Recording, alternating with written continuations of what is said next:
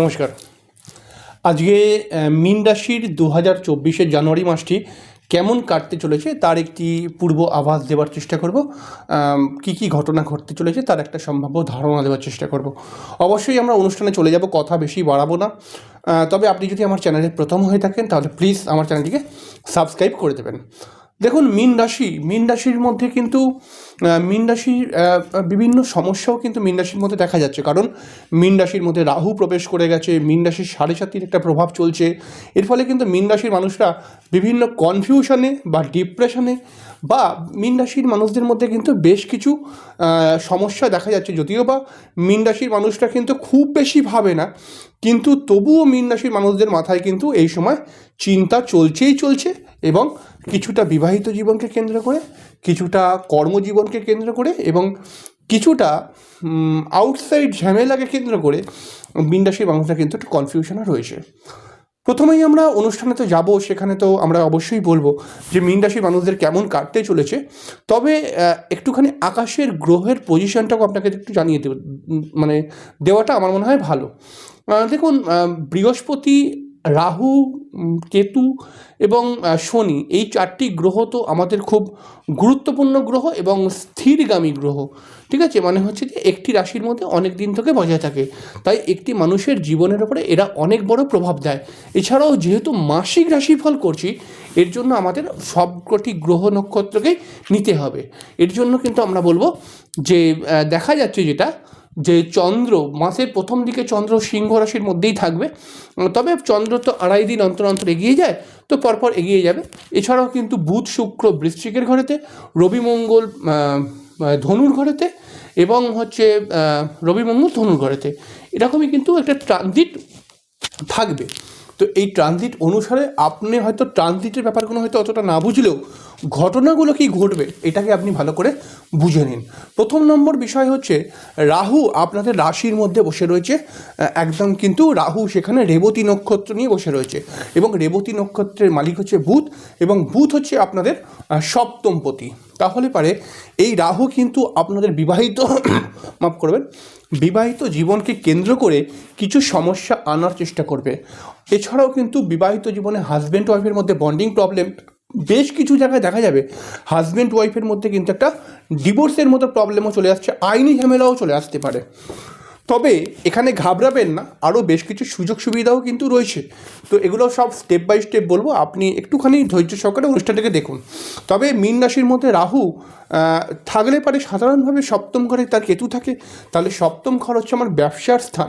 তাহলে যে সমস্ত মীন রাশির মানুষরা ব্যবসার মধ্যে রয়েছেন তাদের ক্ষেত্রে কিন্তু ব্যবসার কিছুটা মন্দা ভাব দেখতে পাওয়া যাচ্ছে এবং কিছু কাস্টমারের সঙ্গে বা ব্যবসা সংক্রান্ত বিষয়কে কেন্দ্র করে কিছু জায়গায় মনোমালিন্য ক্রিয়েট হতে পারে।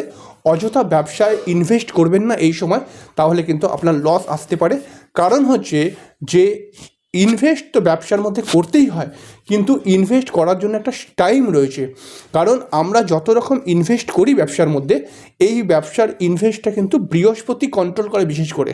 কিন্তু এখনকার আকাশের মধ্যে বৃহস্পতিও কিন্তু খুব ভালো পজিশনে বলবো না, বৃহস্পতি খুব খারাপ পজিশনে বলবো না, তবে বৃহস্পতি সবেমাত্র বক্রি ছাড়লো, যার ফলে কিন্তু আপনাদের ক্ষেত্রে দেখা যাবে যে ব্যবসার ক্ষেত্রে কিন্তু একটু ওঠানামার বিষয়টা দেখতেই পাওয়া যাচ্ছে। এবং যারা পড়াশোনা লাইফের মধ্যে রয়েছে, ছোটো ছোটো বাচ্চা ছেলেমেয়েরা, তাদের পড়াশোনার ক্ষেত্রে কিন্তু কিছুটা মানসিক চঞ্চলতা বৃদ্ধি করিয়ে দেবে রাহু। এছাড়াও আপনাদের রাশির অধিপতি বৃহস্পতি, সেই বৃহস্পতি তো 2nd হাউসের মধ্যে রয়েছে, অর্থাৎ মেষ রাশির ঘরের মধ্যে। তো এটা তো দেখুন, রাশির 2nd হাউসে বৃহস্পতি অবশ্যই পজিটিভ, কিন্তু এই পজিটিভ তো অবশ্যই রয়েছে, তবে পজিটিভটা কোন দিকে এটাকে কিন্তু আপনাদেরকে মাথায় রাখতেই হবে। প্রথম নম্বর দ্বিতীয় ঘরকে আমরা অর্থের ঘর বলি। দ্বিতীয় ঘর মানে হচ্ছে আমাদের পারিবারিক রিলেশনকে ক্রিয়েট করে, অর্থাৎ আত্মীয় স্বজন, আমার মুখের বাক্য, এগুলোকে ক্রিয়েট করে। তো পারিবারিক জায়গাটা দেখতে পাওয়া যাচ্ছে, পরিবারের কোনো লোকজনরা একটুখানি অভিমানী হয়ে আপনার সঙ্গে বন্ডিং প্রবলেম করে দিল, হঠাৎ আপনার কিছু অর্থ খরচ হয়ে গেল। আর্নের কথা পরে বলবো আমি, যে ইনকাম কতটা হবে। এছাড়াও কিন্তু কোনো সময় আপনার মাথাটা গরম হয়ে যাচ্ছে বা গরম হয়ে যেতে পারে, এরকম কিন্তু জানুয়ারি মাসে দেখাই যাবে। এছাড়াও শনি কিন্তু আপনাদের ঠিক দ্বাদশ ঘরের মধ্যে বসে রয়েছে, মানে রাশির ঠিক 12th হাউসে। রাশির দ্বাদশ ঘরে শনি থাকলে পারে সাধারণভাবে কিন্তু একটা ঘুমের প্রবলেম দেয়, কোনো সময় কোনো মীন রাশির ক্ষেত্রে গা হাত পা ব্যথার সমস্যা দেয়। এছাড়াও কিন্তু দ্বাদশ ঘরের মধ্যে শনি হয়তো কিছু বইতে লিখেছে ভালো, কিন্তু কিছু বইতে কিন্তু খুব ভালো লেখা হয়নি। এবং দ্বাদশ ভাবের মধ্যে শনি কিন্তু সাধারণভাবে একটু ব্যয় বেশি করিয়ে দেয়। এছাড়াও কিন্তু যারা বিদেশে চাকরি করছে তাদের ক্ষেত্রে কিন্তু এটা লাভের একটা জায়গা দেখতে পাওয়া যাচ্ছে। কিন্তু শনির যেহেতু একটি 7.5 প্রভাব চলছে, এর ফলে কিন্তু আপনার মানসিক ডিপ্রেশন সব কাজের মধ্যেই দেখতে পাওয়া যাবে।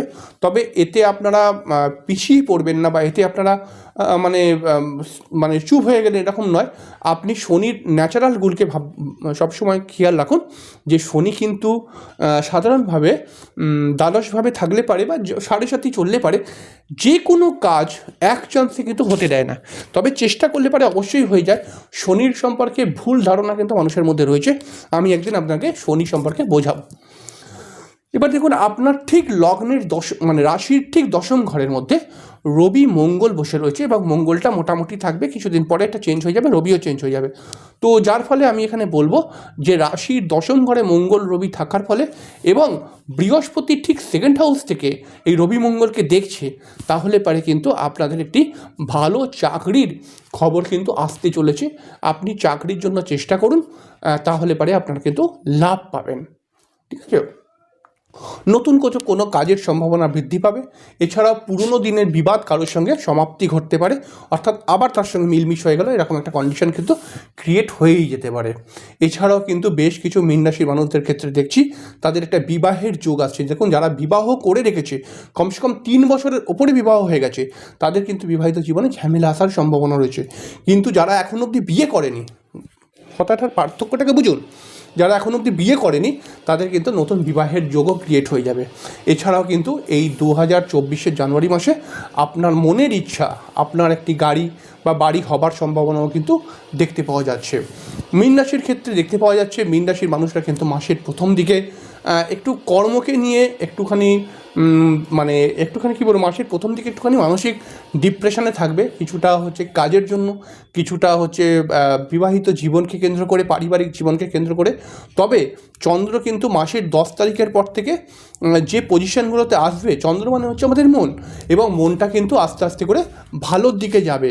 এবং দেখাই যাচ্ছে যে যত মাসের 10 তারিখের পর থেকে যে মাসের যে টাইমটা, সেটাই কিন্তু আপনি নতুন কিছু কাজের সঙ্গে যুক্ত হতে পারেন। হয়তো এমন করে দেখা যাচ্ছে যে আপনি অনেক দিন ধরে ভাবছেন কিন্তু করতে পারছেন না, তাহলে পরে আমি আপনাকে বলবো একটুখানি দাঁড়িয়ে যান, মাসের 10 তারিখের পর থেকে কিন্তু আপনি সুযোগ সুবিধা অনায়াসে পেয়ে যাবেন। এছাড়াও যে সমস্ত মীন রাশির ব্যক্তিরা প্রেম করছে, তাদের প্রেমজ জীবনে কিন্তু কিছু হঠাৎ সমস্যা চলে আসতে পারে।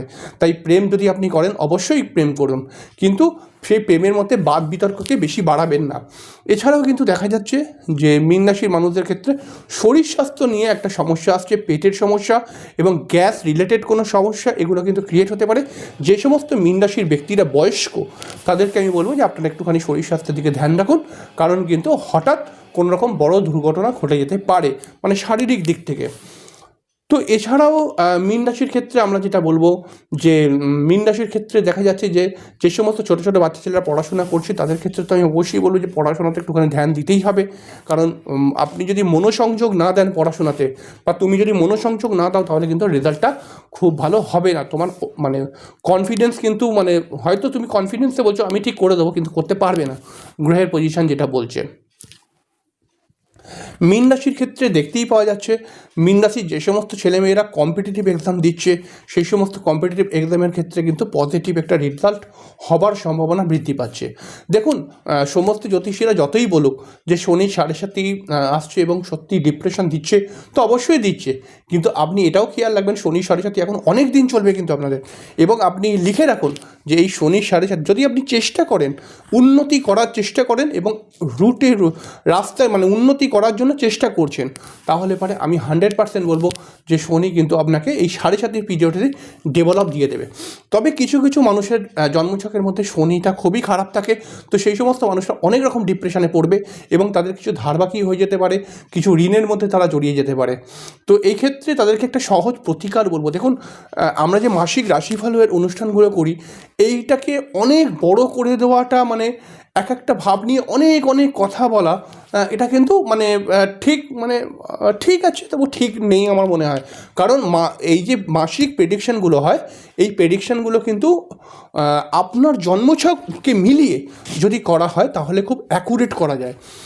তো যাই হোক, সেটা তো পাওয়া যাচ্ছে না আপনার জন্মছক। তো একটুখানি কথা খেয়াল রাখবেন, যদি আপনি মাসের মধ্যে মানে এই মাসটা পুরো জানুয়ারি মাসটা 2024-এ যদি ওম গুরুবে নমঃ এই মন্ত্রটা শুধুমাত্র জপ করতে পারেন, তাহলে পারে কিন্তু অনেক সমস্যার সমাধান আপনি পেয়ে যাবেন। এছাড়াও যদি আপনি হরে রাম কৃষ্ণ এইটুখানি নাম যদি আপনি জপ করতে থাকেন অল টাইম, তাহলে পারে কিন্তু আপনি বহু সমস্যা থেকে মুক্ত পাবেন। এবং আমি একদিনকে বোঝাবো এই হরে রাম কৃষ্ণর সঙ্গে অ্যাস্ট্রোলজির কত বড় সম্পর্ক রয়েছে। আসলে এই হরে রাম কৃষ্ণ কথাটা কিন্তু অ্যাস্ট্রোলজি থেকেই এসছে। তো এগুলো সব একটুখানি অবশ্যই চ্যানেলটিকে সাবস্ক্রাইব করে রাখবেন। অনেক শিক্ষামূলক অনুষ্ঠান করব যেগুলো আপনার চোখ খুলিয়ে দেবে, আপনি অবাক হয়ে যাবেন যে এরকমও হয়। তো সবই আপনাদেরকে বলবো।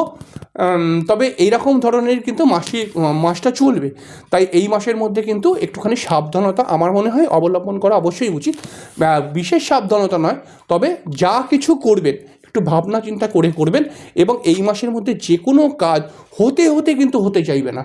তাই কিন্তু এই মাসের গ্রহ পজিশন যেটা রয়েছে সেটাকে মাথায় রেখে একটাই কথা আপনাকে বলবো, আপনি কিন্তু চেষ্টা কখনোই কম করবেন না, চেষ্টা করে যান, তাহলে পারে কিন্তু এই মাসটি আপনাকে অবশ্যই সফলতার হাতে পৌঁছে দেবে।